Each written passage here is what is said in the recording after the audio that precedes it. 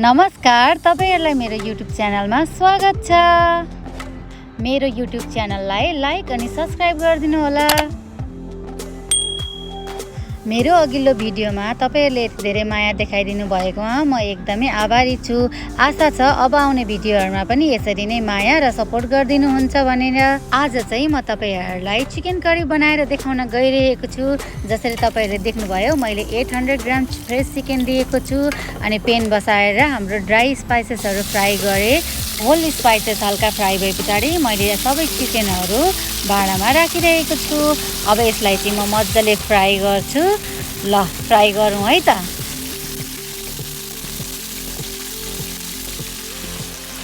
त्यसपछि मैले चिकनलाई मज्जाले चलाएँ अनि 5 मिनेटको लागि छोपेर पकाउने छु। 5 मिनेट गरी मैले भाँडाको बिर्को खोले। चिकन हेर्नुस् त यस्तो भइसकेको रहेछ। त्यसबाट पानी निक्लिरहेछ। अब यो पानी चाहिँ मज्जाले हामीले सुकाउनु पर्छ। त्यसको लागि अझै फ्राई गरौँ।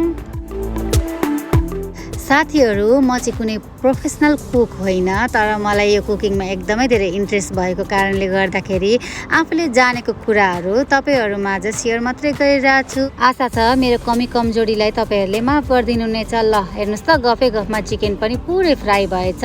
त्यसपछि मैले बेसार राखेको छु। बेसार राखेर मजाले चलाउने।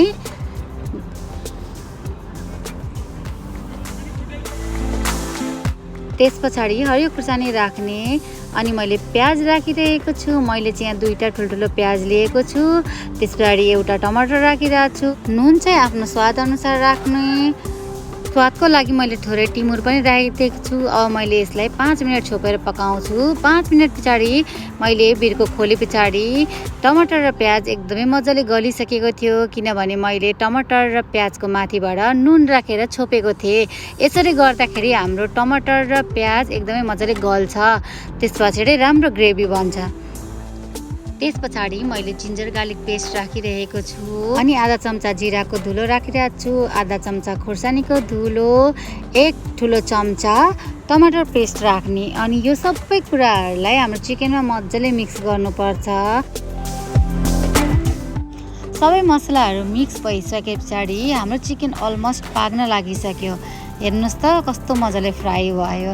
तपाईहरुले यतिकै पनि चिकनलाई खान सक्नुहुन्छ, तर म चाहिँ आज यसलाई ग्रेभी बनाउँछु।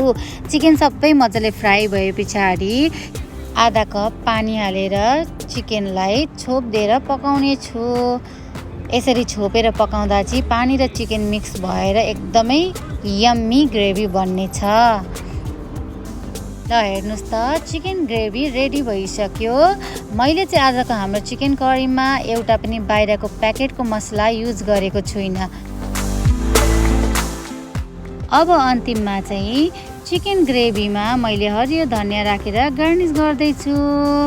तपाईहरु पनि एकचोटि चिकन ग्रेभी यसरी नै ट्राई गर्नुहोस्। तपाईहरुलाई अत्यन्तै मन पर्नेछ। मेरो यो भिडियोलाई अन्तिमसम्म हेरिदिनु भएकोमा धेरै धेरै धन्यवाद।